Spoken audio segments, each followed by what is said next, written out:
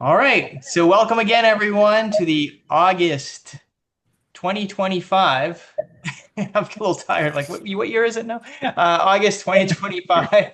5 Miles for Very Anywhere appropriate meeting. question. Very excited that Bruce Harris is going to be presenting today. So I'll just get started here with sharing my screen, and I'll talk through mine, and then Bruce will be on. Okay, there we are. All right. So, couple of things here. Well, first, our agenda. So we'll do our announcements, and then Bruce Harris on his Sherlock Holmes chronology, and then we'll do some discussion. Okay. So that's pretty much where we're going.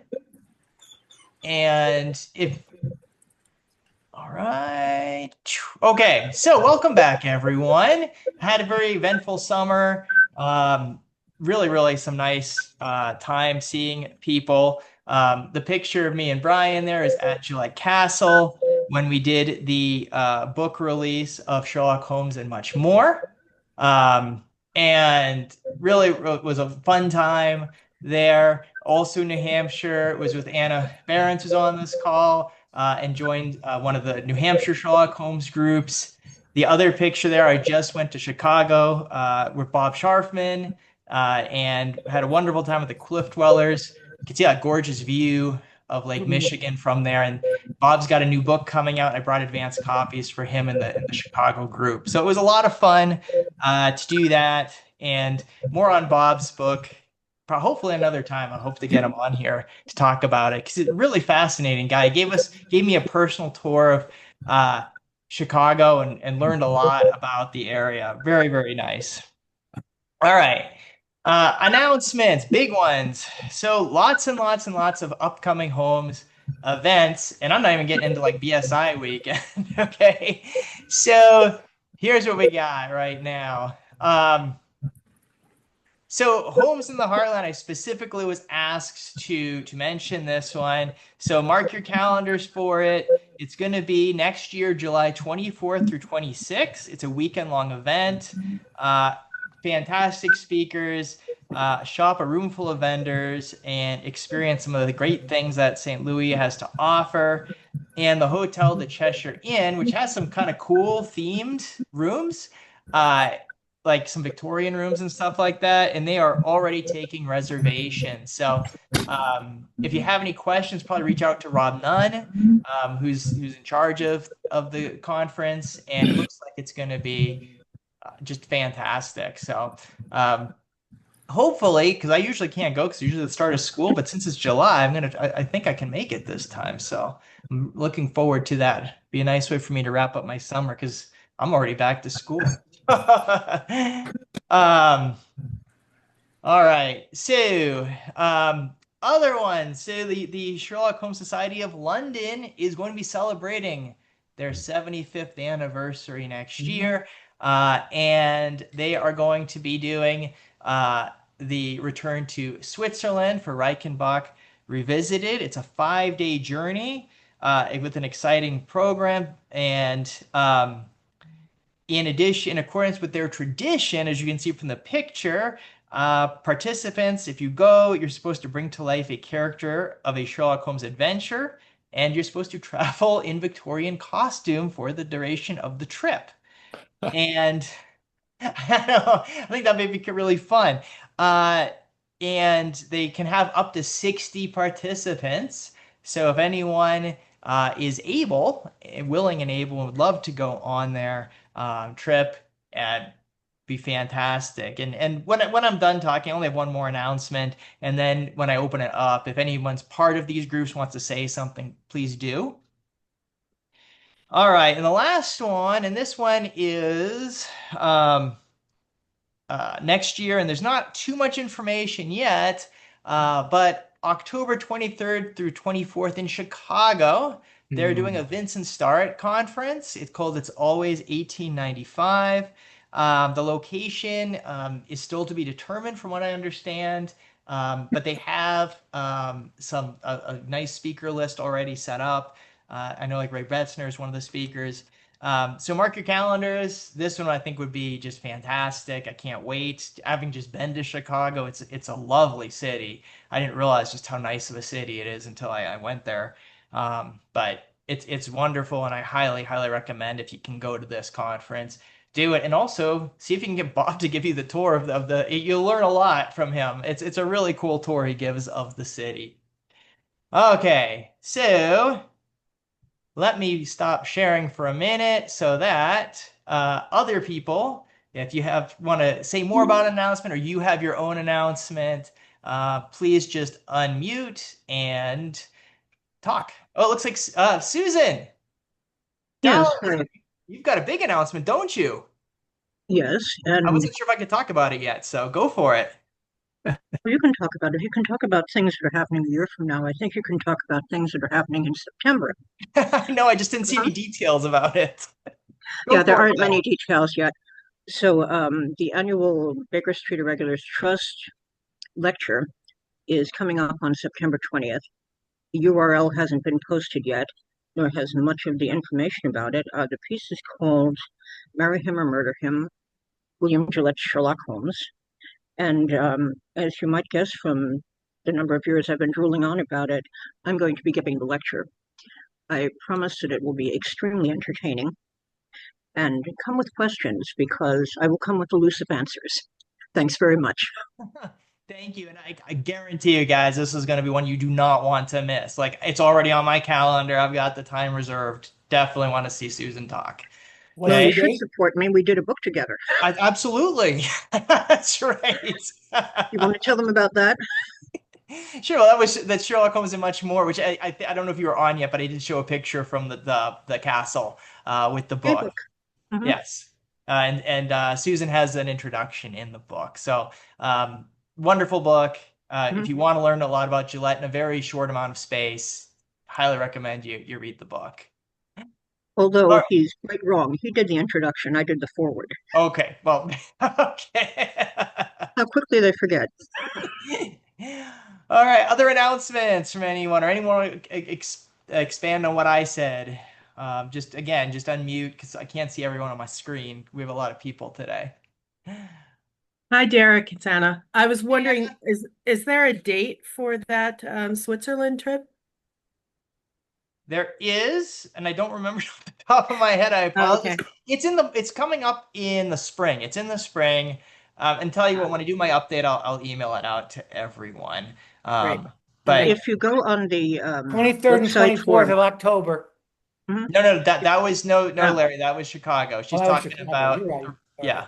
Sorry. sure, if you go on the website for the Sherlock Holmes Society of London, they have much more information about the trip, including how to reserve and what it's going to cost you, Yep. which is always exciting. Oh, okay. I was just on there and I didn't see it, so I'll try. Okay, thank I you. will. I have the info. I mean, I found the site. At least I'll get it out to everyone. I don't have a problem with that. Mr. Mason, Steve, what up? Yeah, I just wanted to announce that if you have nothing to do this afternoon, we will be showing our next monthly uh, Saturday movie at 4 o'clock Eastern, 3 o'clock Central, and it is called the Mask of Death with Peter Cushing playing Sherlock Holmes Ooh, and John Mills playing Watson. Uh, Peter is a little bit older in this one. I think he's already like in his 60s at this point, but it's still a good movie. And I've heard from several people that they've never seen it before. So if you are interested, send me an email and I'll send you the link. perfect. Thank you, Steve. And I will say also, if you are interested, the crew, the Bark Lone Star, has their monthly meeting tomorrow at 2 o'clock Eastern, 1 o'clock Central. And you're welcome to join us. Ann Cadell is speaking tomorrow, and she always does a wonderful job for us. So. Perfect. Thank you. Anything else? All right. I think it is time for us to get to the main event then. Yeah. And so let me just go back here just for a second and I'll introduce our lovely speaker for today, who again, very excited about this particular topic. I always am excited, but this one I've been wanting Bruce to talk about chronology for a while. So, Bruce Harris became a member of the now defunct Anderson Murderers of North Carolina in 1977. Since then, he has joined several Scion societies, including the John H. Watson Society, the Norwegian Explorers of Minnesota, the Speckled Band of Boston, the Red Circle of Washington, D.C., and the Priori Scholars of New York, among others. He serves as the current Jabez Wilson for the Red-Headed League of Jersey. In 2025, this year, he was invested in both the adventuresses of Sherlock Holmes as Mr. Harris of Bermondsey and the Baker Street Irregulars as Harris. So let us give a warm virtual welcome to Bruce Harris. Thank you. Thank you. And Bruce, just give me a second. I'm going to make sure I'm muting everybody besides you. Okay. And then I'll get you going here.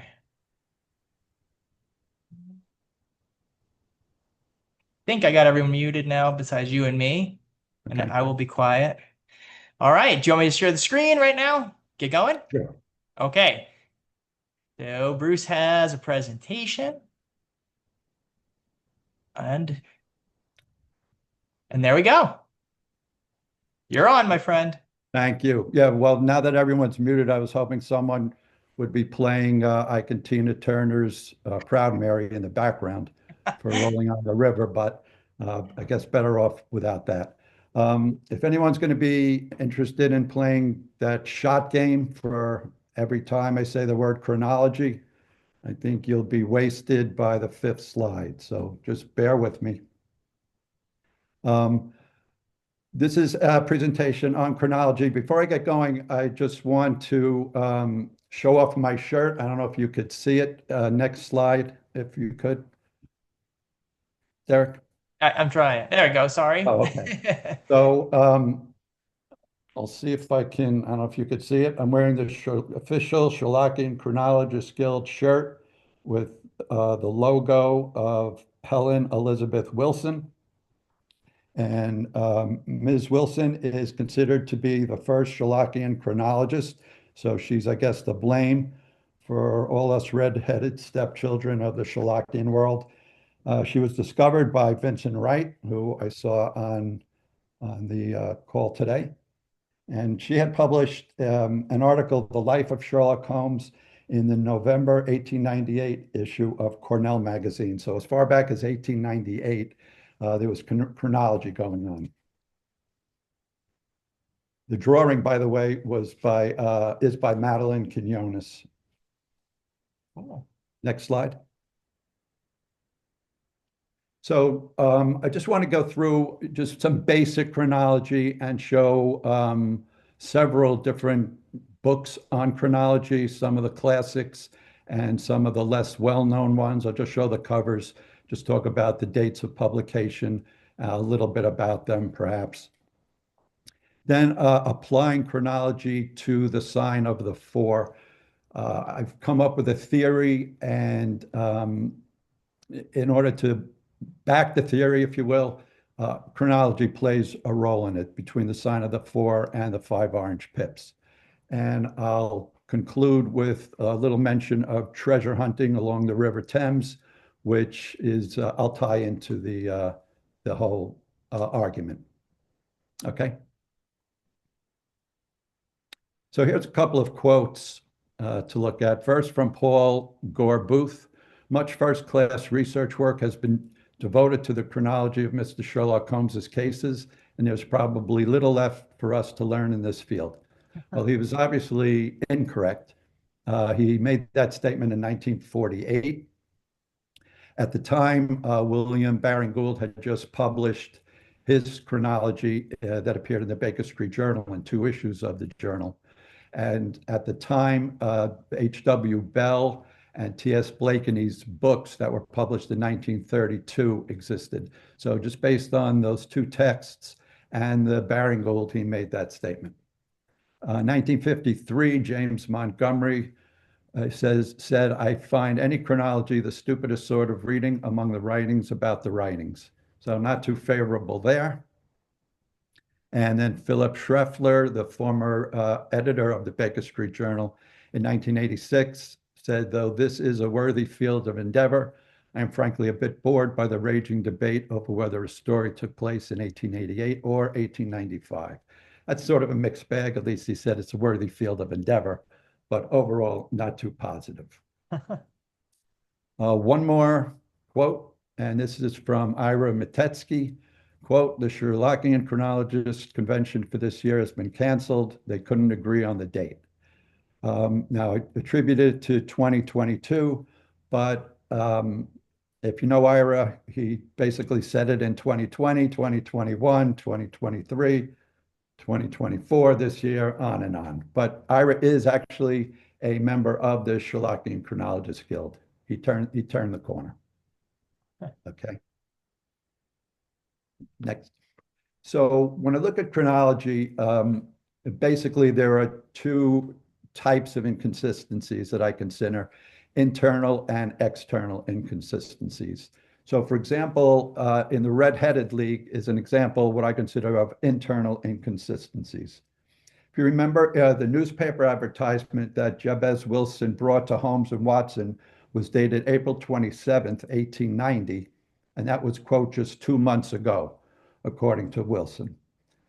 But then Watson says the case occurred, quote, in the autumn of last year. So right off the bat, we have a problem. And we know that Wilson worked for 8 weeks copying the Encyclopedia Britannica, yet the sign on the door that the Red-Headed League was dissolved was October 9th, 1890. So hardly 8 weeks from April's 2 months ago, which would have been February. So all kinds of internal inconsistencies there. The Wisteria Lodge has what I consider the external inconsistency. The story opens with the following, quote, I find it recorded in my notebook that it was a bleak and windy day towards the end of March in the year 1892. Now, on the surface, that seems fine, but we all know that Holmes was on hiatus, excuse me, from 1891 to 1894, according to Watson. So we have an external inconsistency. Although I do believe that Wisteria Lodge did take place when Watson said, but that's a story for another time. Okay. So let's look at a couple of stories. The Good, there is His Last Bow, which I just picked a couple of chronologists here. And lo and behold, everyone agrees on the date, August 2nd, 1914, and that is exactly 121 years ago today that the case occurred. So that's kind of interesting. So that's actually the exception rather than the rule. So that's the good. Now the bad, I chose Mazarin Stone.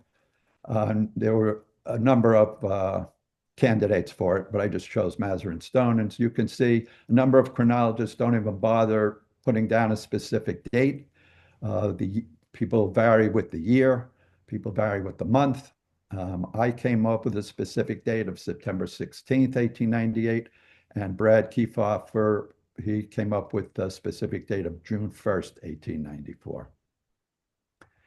Okay, then the ugly, I have selected the disappearance of Lady Frances Carfax. So you can see this one is really all over the place. Bell with the summer of 1895. Baringle gives a range of dates in 1902. J. Finley Chris gives a different range of dates in 1903. Max McGee's favorite chronologist, Ernest Bloomfield Zeisler, is all over. He said either 1895 or anywhere from 1897 to 1901, though he does exclude 1896, obviously. I pinned it down to April 30th, 1891, and Brad pinned it down to July 26, 1902. So these are some examples of the problems when stories do not really give you, Watson doesn't give you any dates, and you need to look at the other things that are happening in the story to try to date it.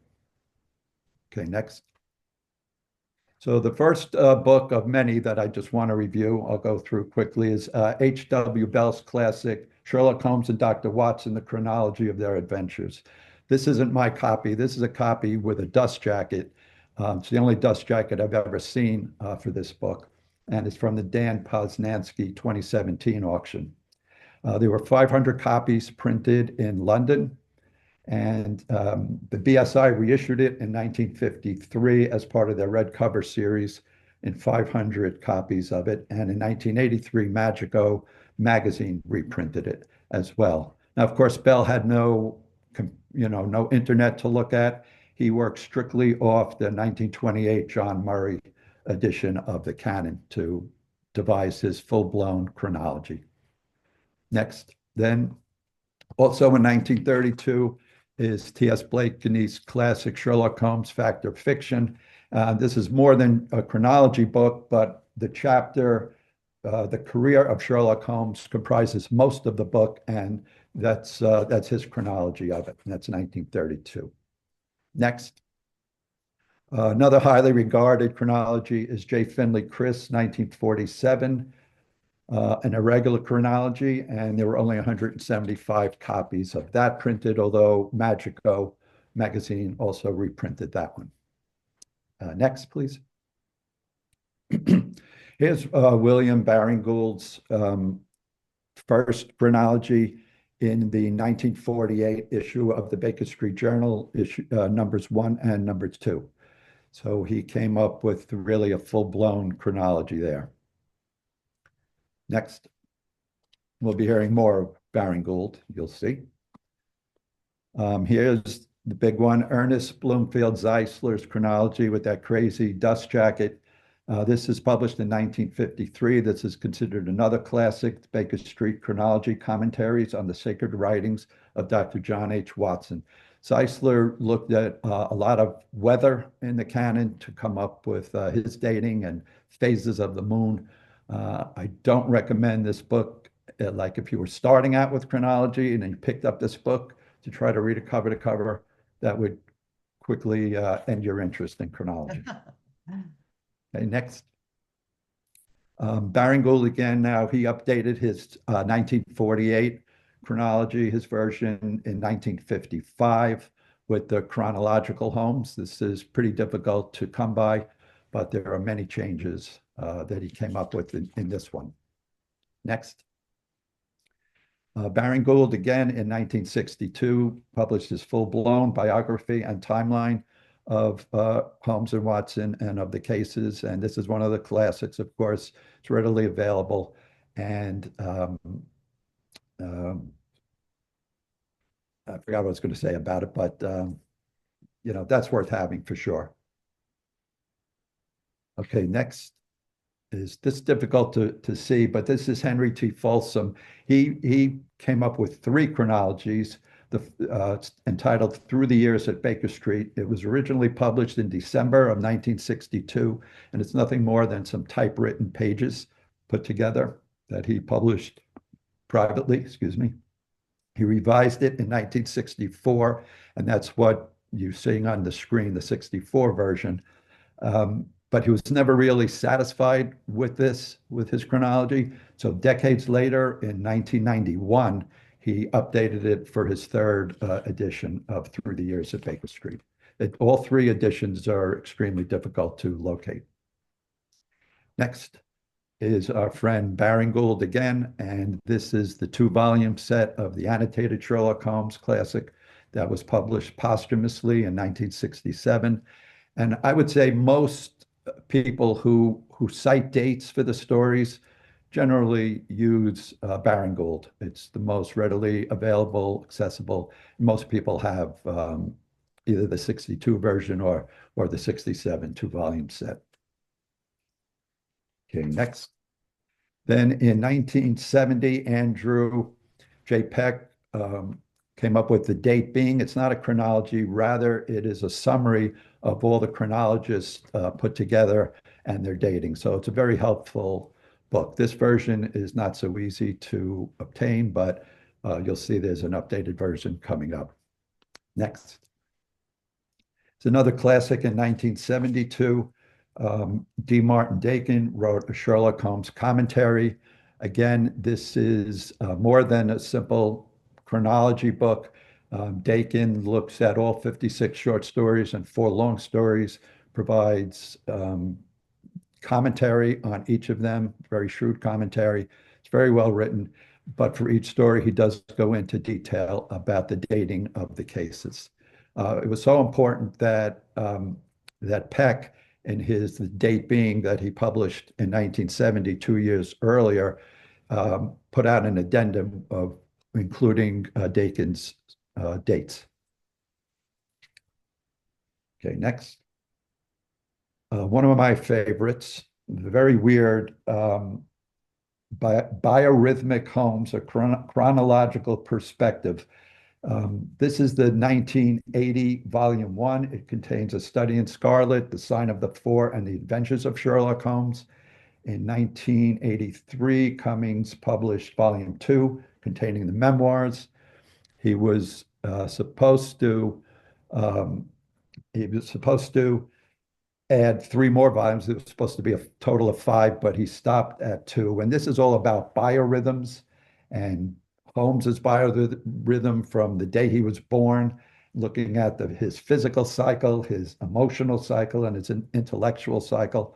I haven't actually read it word for word by any means, but I do want to really delve into it because it's just so bizarre and interesting.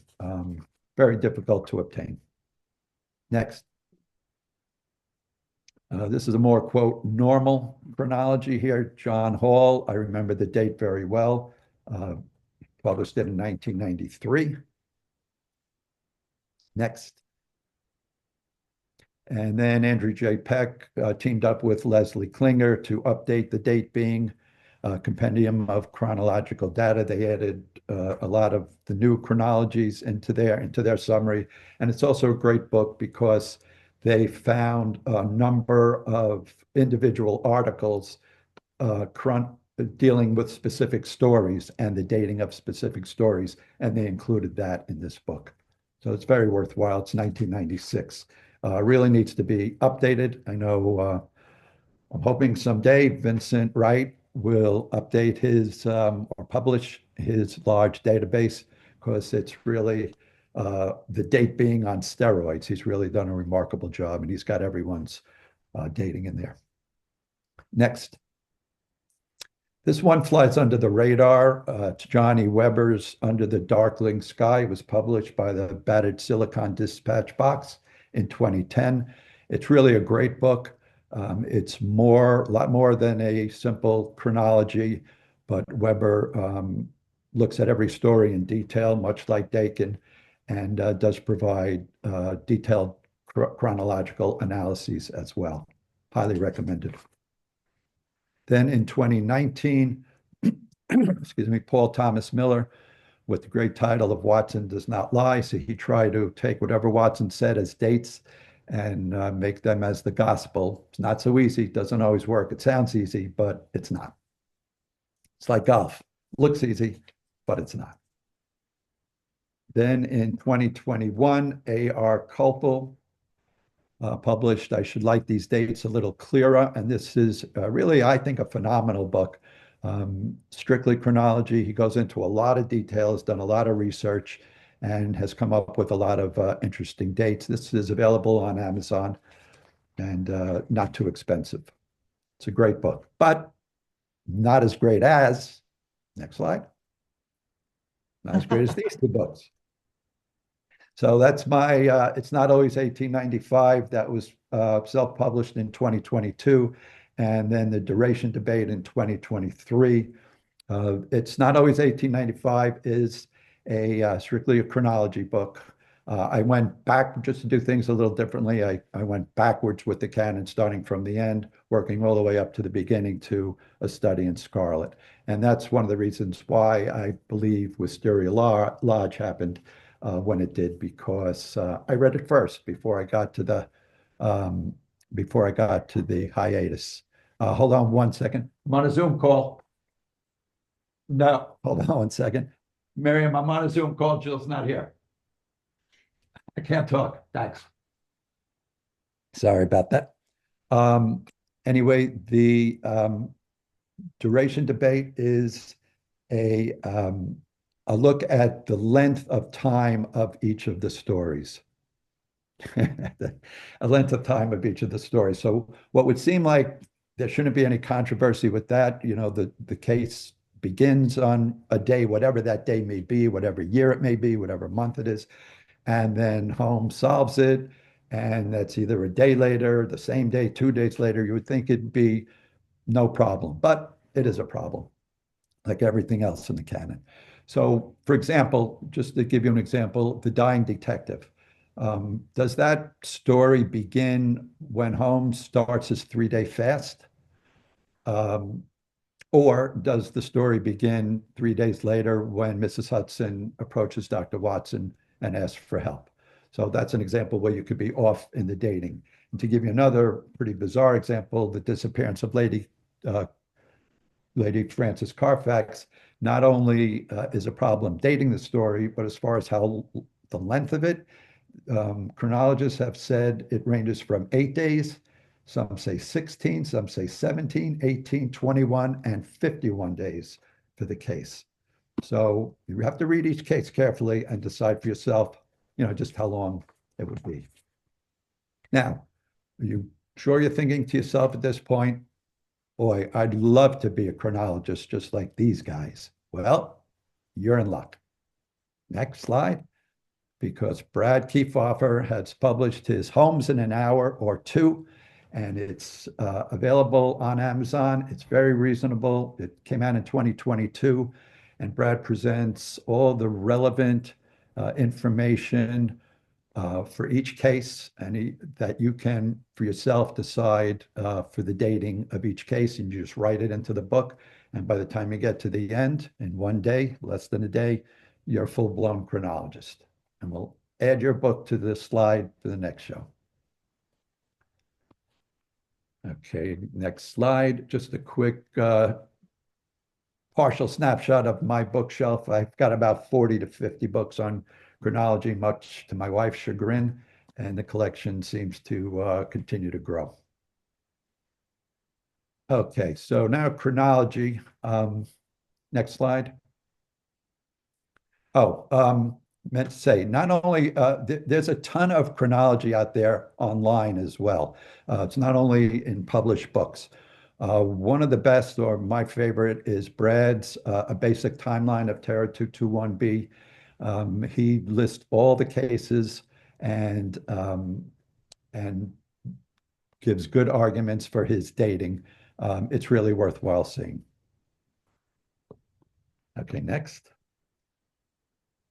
This is just, I just wanted to add Dating Sherlock Holmes, Leslie Klinger's Have You the Dates article that appeared in the autumn 2023 Baker Street Journal. He provides the dates of creation, the publication dates for each story, and the date that Watson/Doyle wrote it. So it's a helpful guideline for using when dating stories. Okay, next. So chronology, why does it matter? Well, to provide, first and foremost, provide an accurate historical record of the cases. I mean, they did happen. We need to know, exactly when they happened, as historians will. And it helps explain theories. And that's where we start coming to the sign of the four. So next. Okay, so mysteries associated with the sign of the four. There is Watson's war wound, because we know in a study in Scarlet, he was wounded by the Giselle bullet, the Max's magic Giselle bullet, that is. And in the sign of the four, it's suddenly a leg wound. So from a shoulder wound to a leg wound, mystery number one. I'll get to the date in a minute.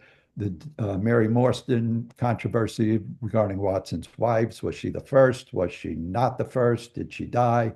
Were they divorced? How many wives? That goes on forever. And of course, the mystery of who killed Bartholomew Sholto. As far as the dating of the case, there's all kinds of internal inconsistencies there. Mary Morstan if you remember, she says, this morning I received this letter. It's dated July 7th. And shortly thereafter, Watson tells us it was a September evening.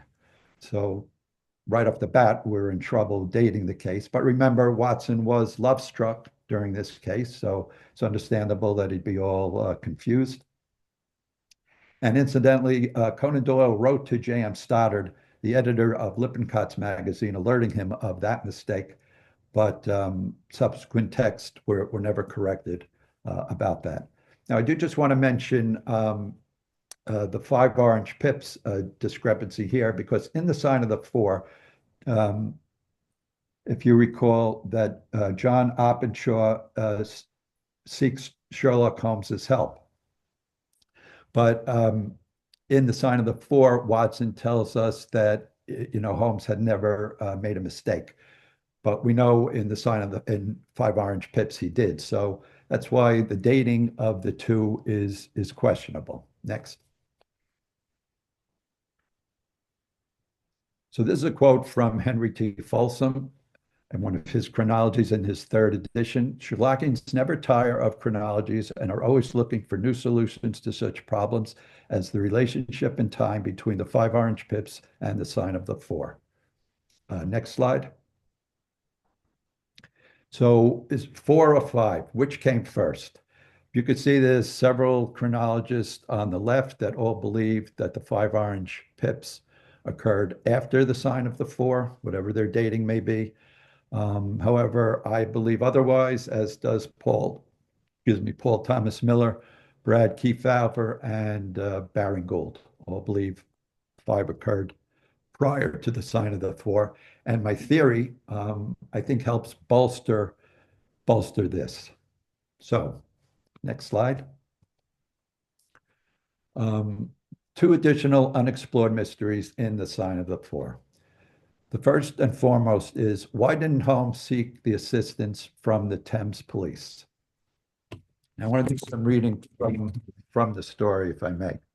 It's a telling exchange between Holmes and Watson. Watson, our course now seems pretty clear. Holmes, what would you do then? Watson, I would engage a launch and go down the river on the track of the Aurora. Holmes, my dear fellow, it would be a colossal task. She may have touched at any wharf on either side of the stream between here and Greenwich. Below the bridge, there is a perfect labyrinth of landing places for miles. It would take you days and days to exhaust them if you set about it alone. Watson, employ the police then. Holmes, no. I shall probably call Athelney Jones in at the last moment. He is not a bad fellow, and I should not like to do anything which would injure him professionally. But I have a fancy for working it out for myself. So why is this telling? Why didn't Holmes ask the assistance of the Thames police? At the time, in 1887, the Thames police consisted of 44 inspectors, 4 sergeants, and 124 constables. Both night and day, several boats patrolled the river in different parts. They employed 2 steam launches. Of course, that would have been the prudent method for Holmes, to use both of them instead of the one he did use. He would have been better off engaging the Thames police. So why didn't he? I think the answer lies with the 5 orange pips. If I may read, which happened, I believe, a few months earlier. Watson reads from the newspaper in the 5 orange pips. Quote, between 9 and 10 last night, Police Constable Cook of the H Division on duty near Waterloo Bridge heard a cry for help and a splash in the water. The night, however, was extremely dark and stormy, so that, in spite of the help of several passers-by, it was quite impossible to effect a rescue. The alarm, however, was given, and by the aid of the water police, the body was eventually recovered. It proved to be that of a young gentleman whose name, as it appears from an envelope which was found in his pocket, was John Openshaw. So it was the water police that pulled Openshaw's body from the Thames, the same Openshaw who had earlier sought Holmes's help. Holmes responds to Watson's reading of the newspaper by saying, quote, that hurts my pride, Watson. It's a petty feeling, no doubt, but it hurts my pride. It becomes a personal matter with me. So just speculating, it's easy to picture a group of water policemen or Thames policemen having a good laugh over at Holmes's expense, having fished Oppenshaw's body out of the water, saying 1 minute the bloke goes to the great private detective for help, and the next minute he's beyond help, or something much more vulgar than that. So I believe that this his Holmes's reluctance to engage the Thames police was deliberate. His bruised ego prohibited him from benefiting from a police force assigned to the Thames. Secondly, the other question, what did Holmes mean when he said to Watson, "You remember the Baker Street division of the detective force whom I employed in the Jefferson Hope case. This is just the case where they might be invaluable. If they fail, I have other resources, but I will try them first." So what other resources did Holmes eventually seek the assistance of? Because he said he did use another source. I believe he used the mudlarks. Next slide. So who are the mudlarks? Basically, they are male and female. They come in all ages, although most are frequently young boys. According to Mudlarking, a historical source book, mudlarks are usually ragged and in a very filthy state, similar to the Baker Street irregulars. In short, a mudlark is a person who, on the ebb of the tide, repairs to the riverside in quest of any article that the water may have left behind in the mud. The items, which include coal, rope, bottles, bones, iron, lead, and wood chips, are all sold. A good day's work nets the mudlarker 6 pence, but more often they net less in sales and sometimes come away with nothing. The mudlarks were familiar with every inch of the Thames and could have provided Holmes valuable information. If that's the case, why didn't he employ them first? In all probability, it was because the mudlarks were not to be trusted, unlike the Baker Street irregulars. One mudlark recalled, "We're often chased by the Thames police and watermen, as the mudlarks are generally known to be thieves." So hopefully the proceeding helps explain Holmes's behavior in The Sign of the Four. His reluctance to seek the help of the Thames police can be traced to John Oppenshaw's death in the Five Orange Pips. In addition, he initially sought the help of his trusted Baker Street irregulars rather than a group of untrustworthy mudlarks, despite the fact that the latter had more intimate knowledge of the Thames and were perhaps better equipped to track down the Aurora.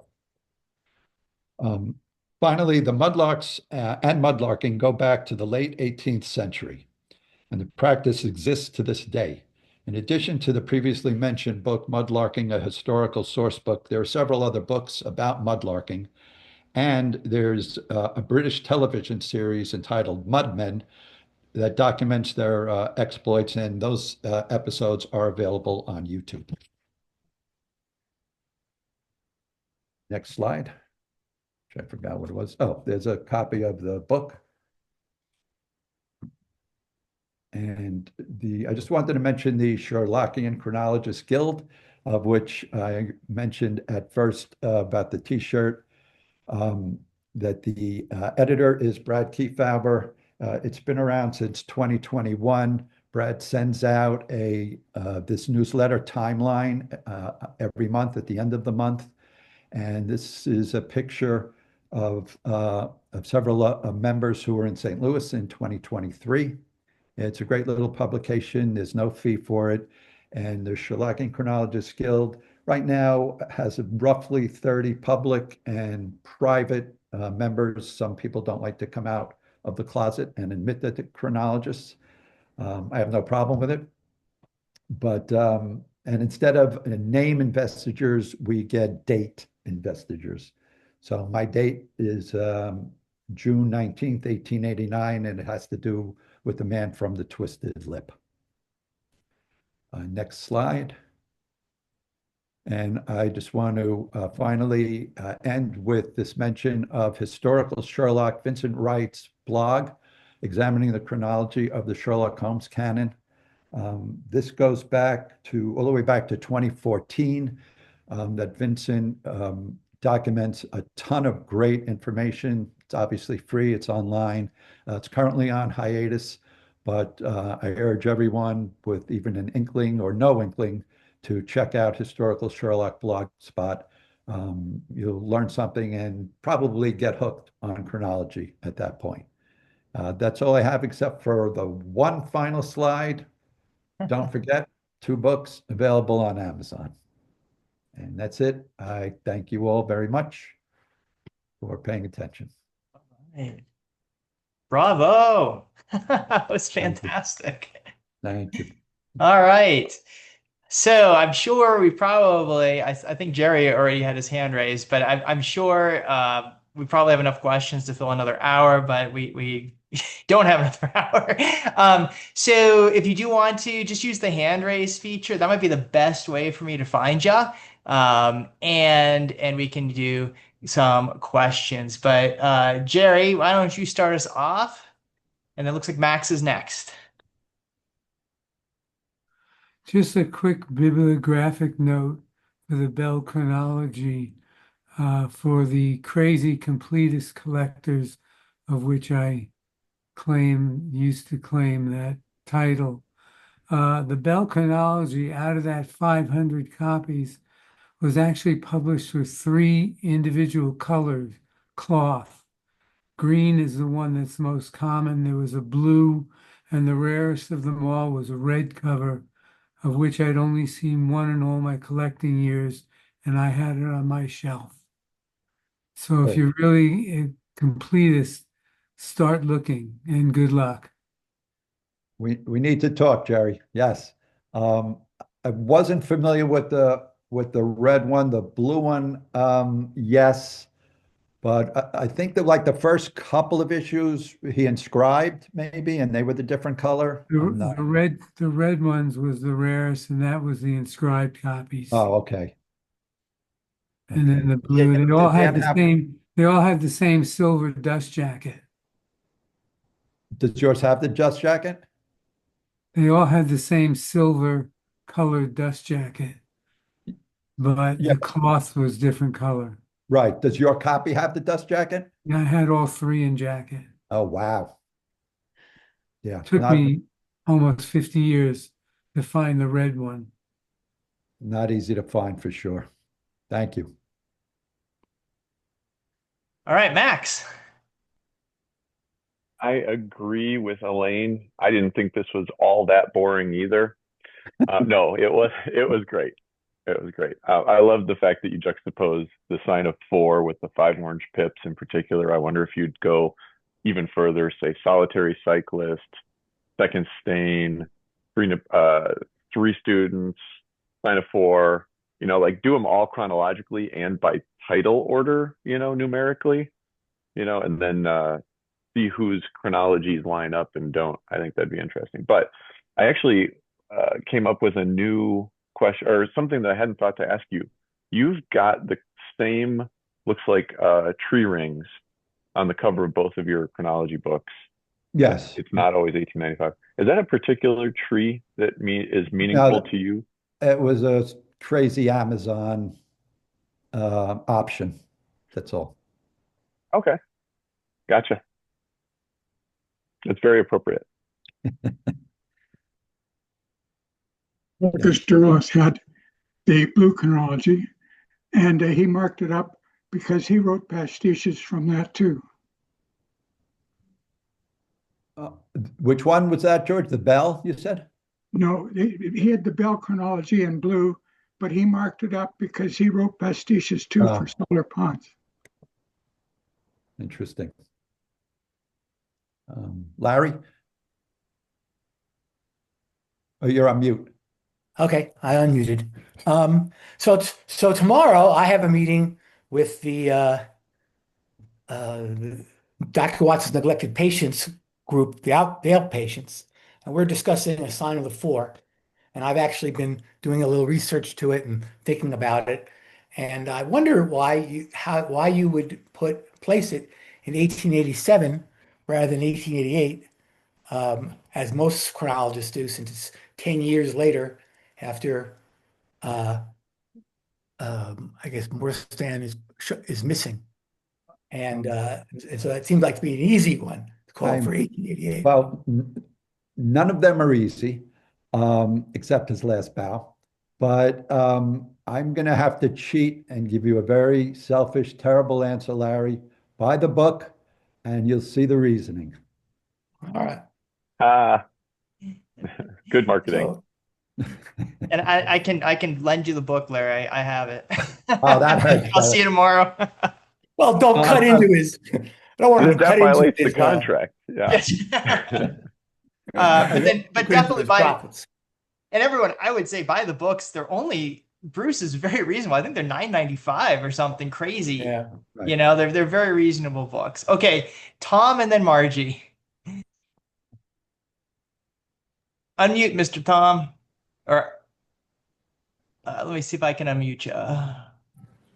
I didn't realize I had a hand up. I was looking for the No, it's Tom Turley. Tom, Oh, you're muted. there you go. Can I unmute Brilliant. you? Okay. There you go. I think my question, in a sense, has already been answered. I was going to ask about your theory for Wisteria Lodge, but I'll buy the book. Thank you. Okay. Margie's had her Margie. hand up quite a while. I will say that, I'm not totally convinced on the 1891 to 1894 strict, but leave it at that. Margie and then Robin. Okay.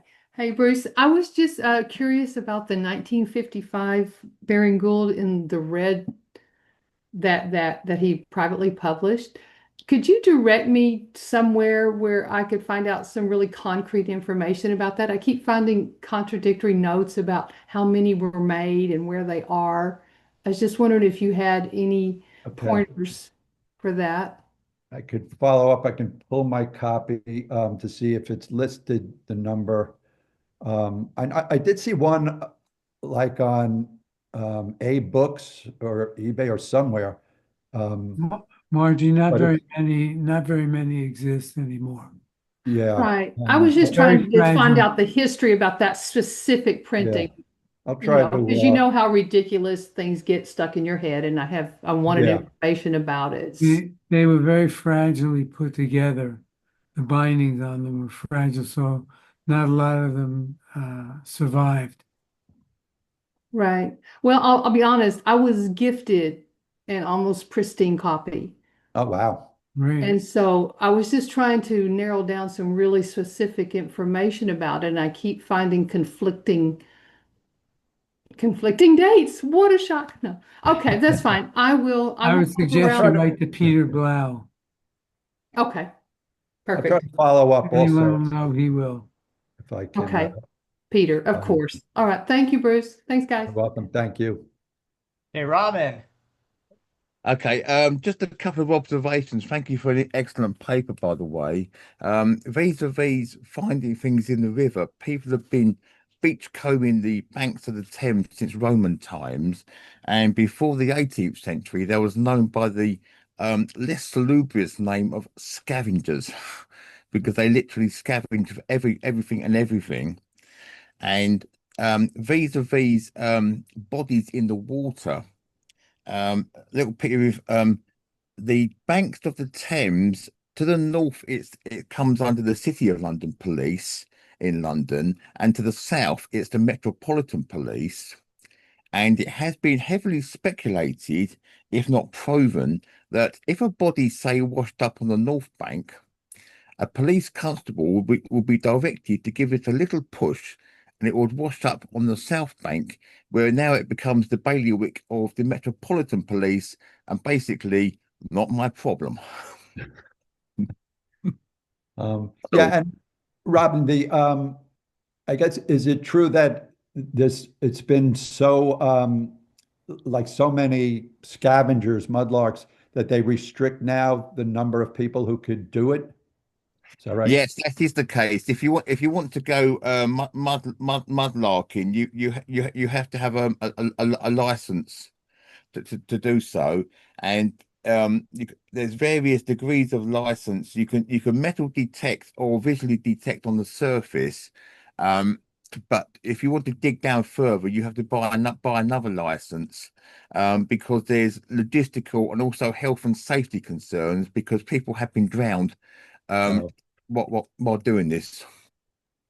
And there are human remains that are uncovered frequently from the banks of the Thames as well. So it's a biological hazard. Absolutely. Interesting. That's all. Thank you. Thank you, Robin. Thanks. I have a question for you, Bruce, but honestly, since Max and Vincent are on as well, and you guys could maybe answer this, but what's it like with your chronologist guild? Do you guys like get together and like have heated arguments about dates? Is it all friendly? I'm just curious to know, like, does it turn into like like the Oxford comma groups that literally get into fist fights? I was just curious to know like what what it's like for you guys. We get together from time to time. Go ahead, Max. Arm wrestling or fist fights or? Oh, no, Bruce, I had to throw that one in there. No, we have a hard time finding an agreement on a time to meet, but there have been instances where we've agreed. Well, I think one of the things that is that we are driven by curiosity, and there are a lot of folks like Vincent who are just passionate about them on their own, and his passion on historical Sherlock feeds into our passion too. And like the stories of the early chronologists and people finding earlier and earlier examples are just so inspiring.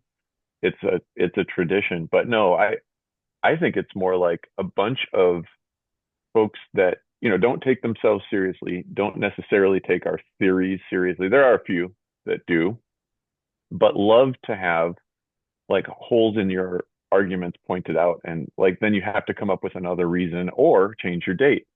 And I personally find it really enjoyable to have these brilliant people who are canonical scholars to the nth degree, just to throw ideas around with. And then I'll get a text from Ross Davies or Les Klinger that's like, "Here's why you're wrong," and it's like, "Oh no, I got to figure out how to get around this one." But yeah, no, it's kind of amazing that we're all, I think, having fun in a very, very, very rarefied realm. And that somebody as new to the hobby as I am welcome to play in the same field. It's one of those things. So is everyone else on this call and everyone out there. If you've got a fun idea, we want to hear it. I'll jump in, and you'll have to forgive me. I'm in an area that outside I thought would be a hell of a lot quieter today than it has been, but at the moment we seem to be okay.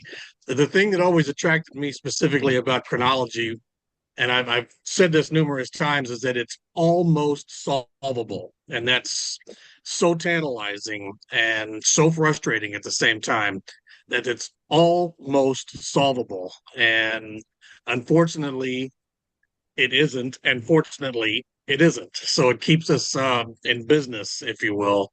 It is true that at the moment I am not doing anything chronological. I'm not doing anything Sherlockian. I've decided to take some time off. My life is changing drastically in a very good way, but it doesn't allow me a lot of time to do any actual work. But I still dabble in it, and I still go to things like this whenever I get a chance to. And it really does remind me of how much fun it is to work on the chronological aspect of the stories, which I consider to be the height of Sherlockian scholarship. Because I mean, if we have to look at every single word, every single phrase, every single item, every single building, every single brick in these stories, and able to come up with a viable date of any kind, and one that could be challenged the very next day. It's a lot like new technology. The very next day, it's already obsolete. You can bet that there will always be a chronological debate. We're probably not going to see a lot of new, great, huge chronologies come out anytime in the near future. It's going to kind of lay low for a while, but eventually it will rear its head again, and we'll be back to we'll be back to the days of old when people would get together and talk about these things. I don't see the guild ever actually having a meeting, maybe once or twice in the history of it, but for the most part, it's just going to be us with emails and phone calls and the occasional meeting, the occasional conference or something where we gather at. But no, there's not going to be any meetings of any kind, which is something I envisioned when I came up with the idea for the club. But it's just not going to happen. It's just too many people, and it's just we can do it. We can do it electronically if we have to. But anyway, it's I still enjoy the chronological aspect of it. Probably always will. And Bruce, you'll be happy to know that I have opened up my database again, and I am working on it again. So it's Excellent. Yay. this thing is such a monster. It's just amazing how much information is in there, and I'm not even halfway done. So Okay. it's being worked on. You'll be happy to know. Thank you. Good. Derek, if I could just add one last thing, I know we're running over. Vincent's classic quote is, "All chronology is good chronology." Thank you. And I know some other people had questions, but we really are over time. And I would say just direct your questions to Bruce, maybe email him, contact him. Great resource. Wonderful talk. As I'm not surprised, Bruce. This was, I told you I really wanted you on. I knew it would be great. I think it was better than anybody expected, if that's even possible. So you just did a fantastic job. Thank you Thank all. you. We'll be back. I put my email in the comments. Oh, perfect. Thank you. And we'll be back in September, the first Saturday of September. And I will see you all then. Take care. Bye, Thank you. everyone. Thanks, Derek. Thank you.